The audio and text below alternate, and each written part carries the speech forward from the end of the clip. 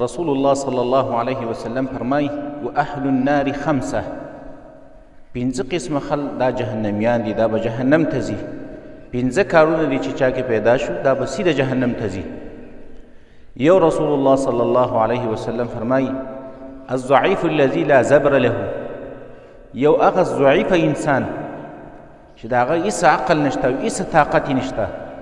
دومره ضعیف انسان دی چې نه ځان دپاره مصلحت د دنیا لټولی شي او طلب کولی شي، نه ځان دپاره مصلحت د آخرت طلب کولی او لټولی شي، نه دنیا ګټلی شي، نه نیک اعمال کولی شي، هېڅ طاقت یې په نیکو اعمالو باندې نشته. یو ده. دویم هغه انسان والخائن الذي لا يخفى له طمع وان دق الا خانه، دویم هغه خیانتګر انسان چې هره دروازه د خیانت دته راښکاره کېږي دا خیانت کوي. هر ځای کې چې د په خیانت باندې لاس بریږي دا خیانت کوي. اگر که وړوکې خیانت باندې ولې لاس بر نه شي خو بیا هم دا خیانت کوي.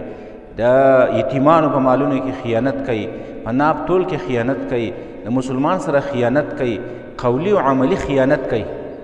او دریم هغه انسان ورجل لا يصبح ولا يمسي الا وهو يخادعك عن اهلك ومالك، دریم هغه انسان چې هغه ټګ انسان دی، دوکهباز انسان دی، دوکه ورکوونکی انسان دی. سار او ماښام په دې کوشش کې لګېدلی دی چې هغه د یو مسلمان سره دوکه وکړي، د یو مسلمان سره غدر وکړي. بل دا. څلورم نمبر وذکر البخل او الکذبه، بل داس راوي شک کوي چې څلورم نمبر نبی صلی الله علیه وسلم یا د بخیل ذکر وکړو، د بخل او یا د دروغو ذکر یې وکړو چې چا کې بخیلي یا څوک دروغ وایي دا انسان به جهنم ته ځي، دا جهنمي دی. او پنځم نمبر رسول الله صلی الله علیه وسلم فرمایي والشنزیر الفحاش، بل هغه بد اخلاق انسان چې هغه فحاش دی، فحش خبرې کوي، فحش مجلسونو کې کیني، کنځلمار دی، خولې فوچه ده. دا پنځه کارونه، دا پنځه قسمه خلک چې دي رسول الله صلی الله علیه وسلم فرمایي دا اهل النار دي، دا جهنمیان دي، دا به جهنم ته داخل